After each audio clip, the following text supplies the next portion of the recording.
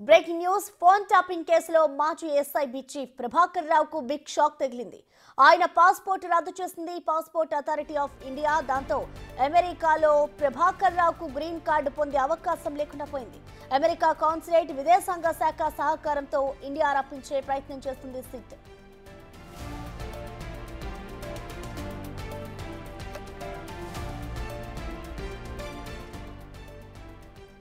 దీనికి సంబంధించిన మరింత సమాచారాన్ని మా ప్రతినిధి సురేష్ అందిస్తారు. సురేష్, ఫోన్ ట్యాపింగ్ కేసులో కీలక నిందితుడిగా ఉన్నటువంటి ప్రభాకర్ రావుకు చెందిన పాస్పోర్ట్ ని రద్దు చేస్తూ ఆదేశాలు జారీ చేయడం జరిగింది పాస్పోర్ట్ ఆఫ్ అథారిటీ ఇండియా.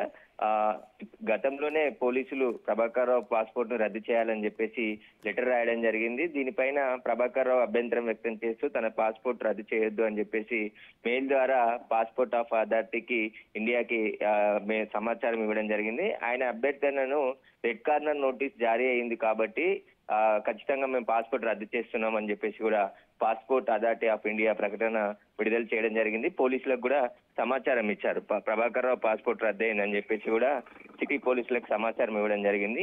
ఇక అమెరికాలో గ్రీన్ కార్డ్ కోసం దరఖాస్తు చేసుకున్న ప్రభాకర్ రావుకి చుక్కెదురైందని చెప్పొచ్చు. ఎందుకంటే పాస్పోర్ట్ రద్దయింది కాబట్టి అక్కడ గ్రీన్ కార్డు కూడా పొందే అవకాశం లేదు. అమెరికాలో ఉన్న ప్రభాకర్ రావుని ఇండియాకి రప్పించేందుకు పోలీసులు ప్రయత్నాలు స్పీడ్ పెంచారు. ఎందుకంటే ఇన్ని రోజుల నుంచి ఈ కేసులో చాలా కీలకమైన నిందితుడిగా ఉన్న ప్రభాకర్ రావు పరారీలో ఉన్నాడు కాబట్టి ఇప్పుడు పాస్పోర్ట్ రద్దయింది కాబట్టి ఖచ్చితంగా అమెరికా పోలీసులు కూడా డిపోర్ట్ చేసే అవకాశం ఉంది. ఇంటర్పోల్ పోలీసులు ప్రభాకర్ రావుని వీలైనంత త్వరగా హైదరాబాద్ తీసుకొచ్చి విచారించి ఈ కేసులో కీలకమైన సమాచారం, ఎందుకంటే ఇప్పటి వరకు ఆపరేషన్ చేసినటువంటి అధికారులను అరెస్ట్ చేసి రిమాండ్ తరలించడం జరిగింది. ప్రస్తుతం శ్రవణ్ రావును కూడా పోలీసులు విచారిస్తున్నారు. ఆయన నిన్న దాదాపు 11 గంటల పాటు విచారించడం జరిగింది. శ్రవణ్ రావు వాడిన సెల్ ఫోన్లకు సంబంధించి సమాచారాన్ని రిట్రీవ్ చేసి విచారణ జరిపారు. ఇప్పుడు ప్రభాకర్ రావు హైదరాబాద్కి వస్తే ఖచ్చితంగా కీలకమైన సమాచారం పోలీసులు రాబట్టే అవకాశం ఉంది. అసలు ఎవరి ఆదేశాల మేరకు phone tapping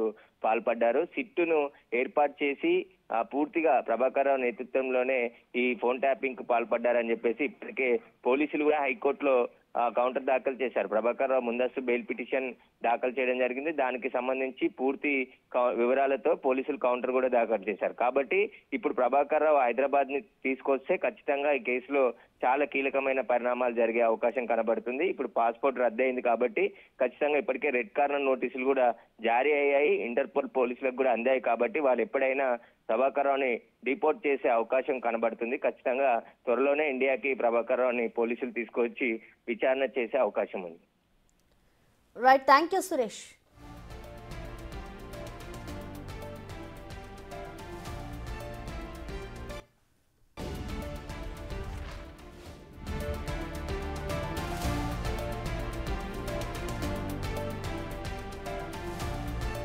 breaking news phone tapping కేసులో శ్రవణ్ రావు విచారణ ముగిసింది.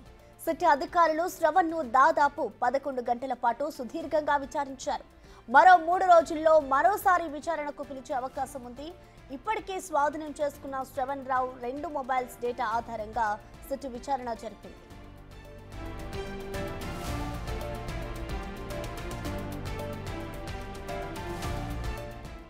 ఎవరి ఆదేశాలతో ఫోన్ ట్యాపింగ్ చేశారు అని సిట్ ప్రశ్నించింది. ఫోన్ ట్యాపింగ్ కోసం శ్రవణ్ రావు ఇచ్చిన సమాచారంపై సిట్ ఆరా తీసింది. ఎన్నికల సమయంలో ఇచ్చిన సర్వే రిపోర్ట్స్ ఎవరి ఆదేశాలతో పంపించారని సిట్ ప్రశ్నించింది. ఎస్ఐబి బృందంతో శ్రవణ్ రావుకు ఉన్న సంబంధాలపై కూడా ఆరా తీసింది. ఈ వ్యవహారంలో కీలక సూత్రధారులకి ఎస్ఐబికి మీడియేటర్ శ్రవణ్ రావు ఉన్నట్టు ప్రాథమికంగా సిట్ గుర్తించినట్టు సమాచారం.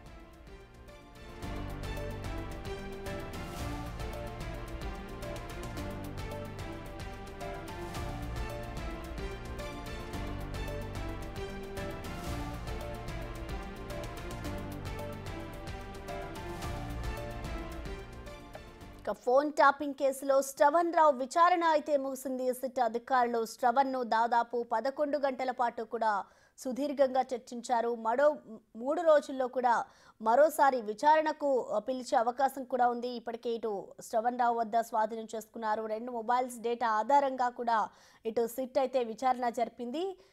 ఎవరి ఆదేశాలతో ఫోన్ ట్యాపింగ్ చేశారు అంటూ కూడా ఇటు సిట్ ప్రశ్నించింది.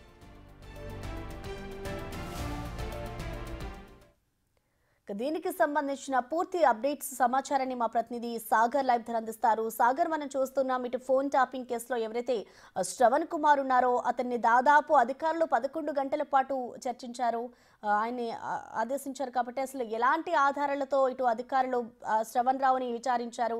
డీటెయిల్స్ ఏమైనా తెలుసాయి సాగర్?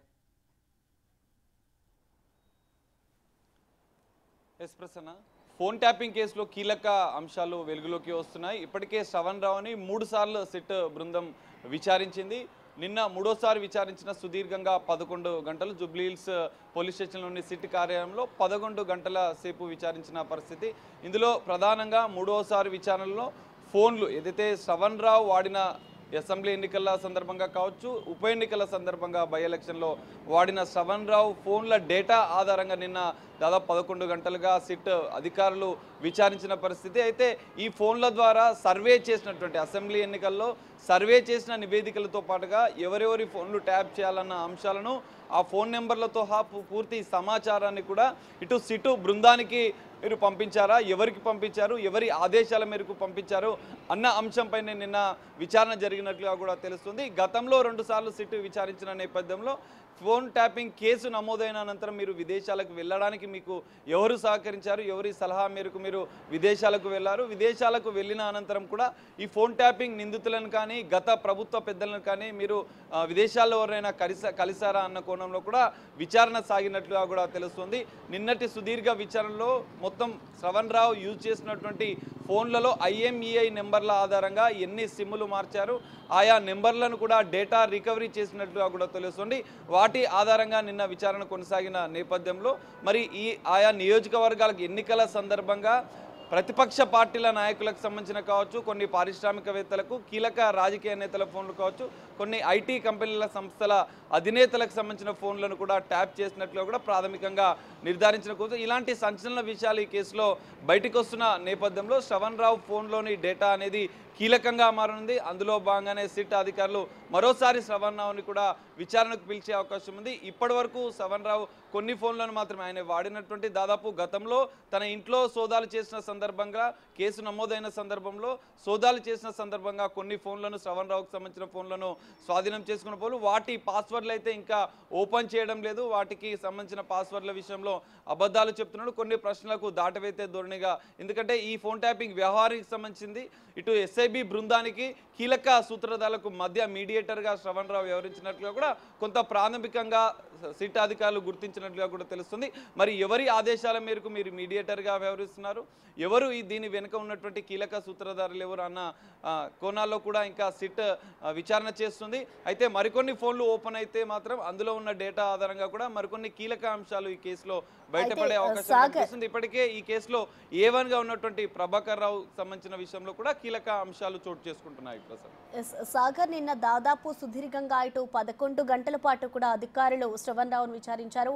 మరొకసారి కూడా ఇటు విచారణకు పిలిచే అవకాశం ఉన్నట్లు తెలుస్తోంది. దానికి సంబంధించిన అప్డేట్ ఏమైనా తెలిసిందా?